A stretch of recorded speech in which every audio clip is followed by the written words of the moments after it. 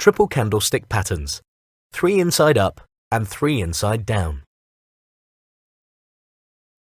In this video, you will learn what 3 inside up and 3 inside down patterns are, to recognize a 3 inside up candle pattern on a price chart, to recognize a 3 inside down candle pattern on a price chart, and what to consider when using these patterns. The 3 inside up pattern is similar to the morning star triple candlestick pattern. It indicates a potential trend reversal found at the end of a downtrend. The following chart shows an example of a 3 inside up pattern. The first candlestick is long and bearish, indicating that the market is still in a downtrend.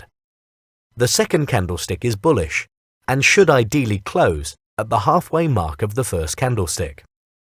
The third candlestick is also bullish and closes beyond the open of the first candlestick, ideally above the high of the second candle. This indicates a potential trend reversal. The 3 inside down candlestick pattern is the opposite of the 3 inside up pattern and indicates a trend reversal found at the end of an uptrend. The following chart shows an example of a 3 inside down pattern. The first candlestick is long and bullish, indicating that the market is still in an uptrend.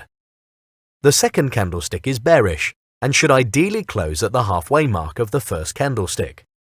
The third candlestick is also bearish and closes beyond the open of the first candlestick, ideally below the low of the second candle.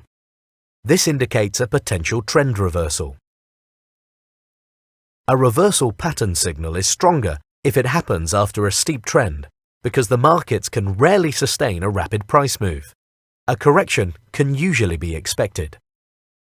If the second candlestick does not reach the halfway point of the first candlestick, but the third candle still closes beyond the open or the low of the first candle, it may be considered as a valid 3 inside down pattern.